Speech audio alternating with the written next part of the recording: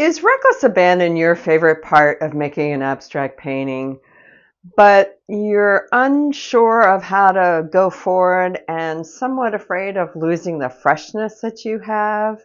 Or maybe you really dislike what you've done in reckless abandon and are having trouble figuring out what to do next.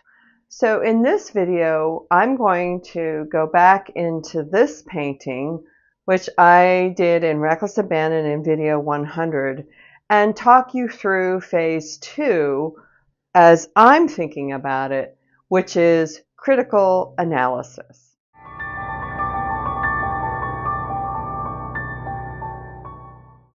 Hey everyone, welcome to Whole Artist Mastery. I'm Marianne Mitchell.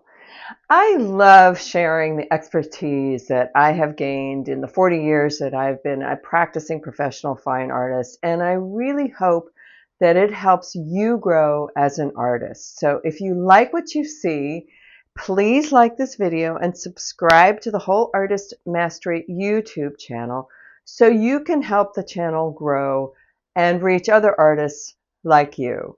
Thanks so much. So this is the painting that I started in Reckless Abandon, which is phase 1 of the 4 phases that we go through to create an abstract painting. And so that's in video 100. So after you finish this, you can go back and refresh your memory if you've yet to see that video as to how this came about. But many of you tell me that the hardest phase is phase 2.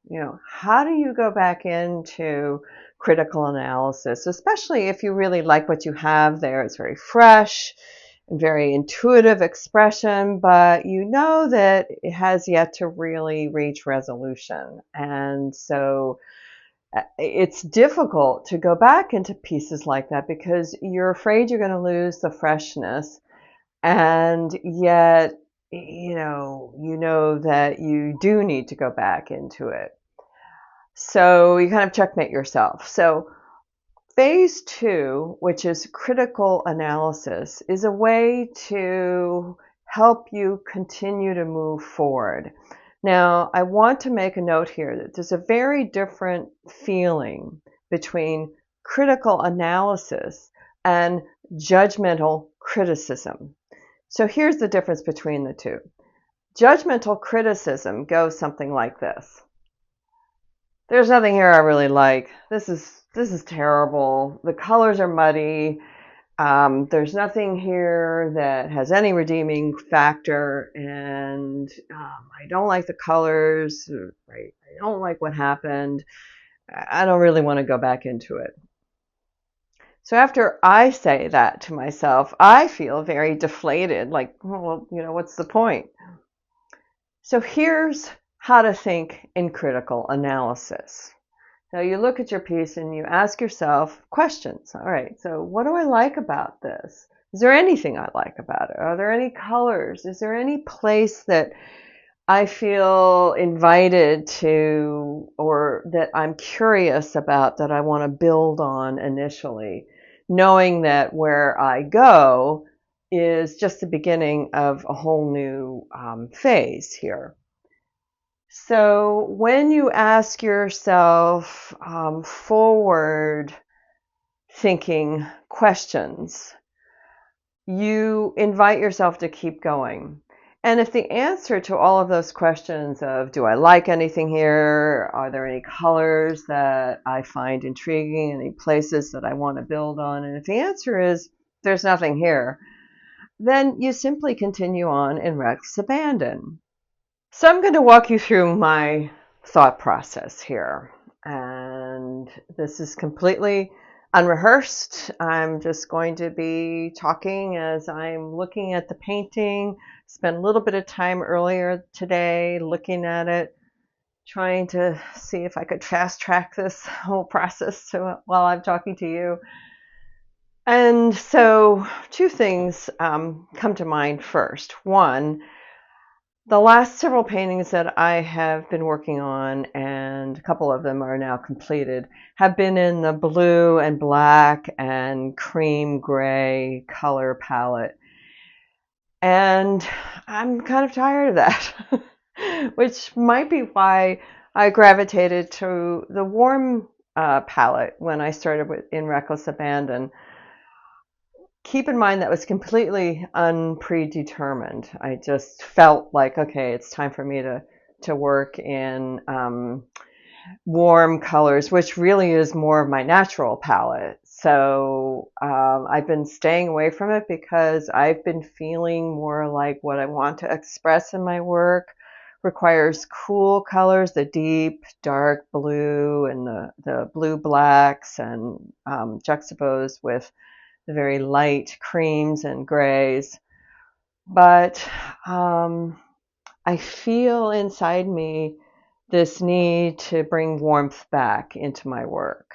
So that being said, I think that the place that I'm going to start is right here with this Indian yellow color, which, by the way, was made with mostly cad yellow and a little bit of cad orange. I love Indian yellow, but the actual paint itself is very transparent. And so it's less intense, less saturated yellow in your paint. So I think this is where I'm going to start. And I still feel the need for this high contrast between color and black or dark areas. You might be wondering, well, why is that? Well, I'm sort of wondering that myself, except that it's a time where darkness can both be foreboding as well as life-giving. And so I'm always in search of expression of dichotomy in my work. And so having the whites and the light grays juxtaposed with the blacks is one dichotomy, but another one would be having bright color juxtaposed with dark. So that's phase 2, which is critically analyzing what I have here and getting a sense of where I want to go back into the piece. Very quickly from there, you move into phase 3, which is integration. And what's that about?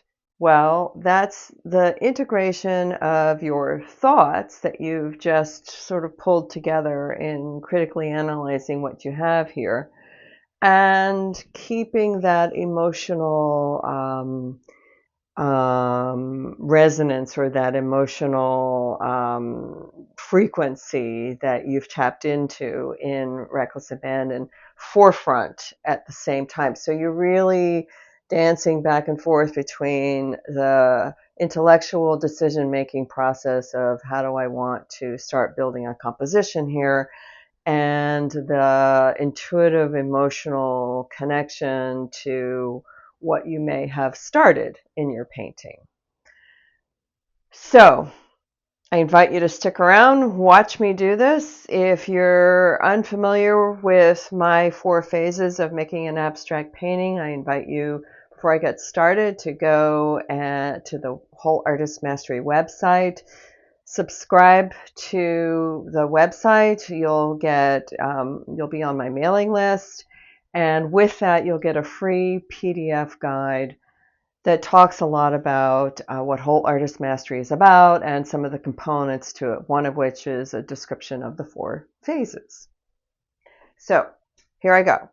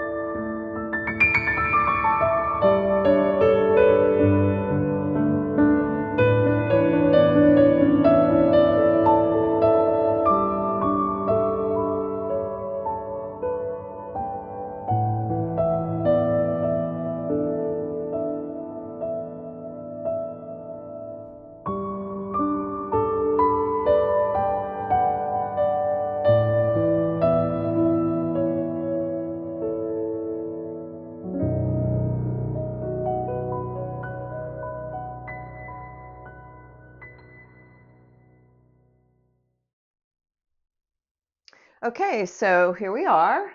This is where I am after my second pass of going on top of Reckless Abandon, what I had before.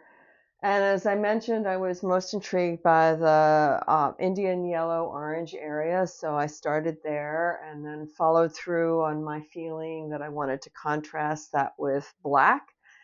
And then at the very end felt like I wanted to put a little bit of that red in. So as you could see me mixing, the thing that I was adding, the medium that I was adding is walnut alkyd oil, just a couple of drops to make it a little more spreadable, and just a tiny bit of cold wax in the black to make it a little less shiny. So those are my two tips for where I am now in terms of the mediums that I was using. I'm using Gamblin paints, oil paints. So again, I invite you to watch video 100 for Reckless Abandon, and I will be in future videos going forward with this painting. So I look forward to having you see that as well. So thanks so much for tuning in. I think I need to get back to painting and stop talking, and I'll see you next time.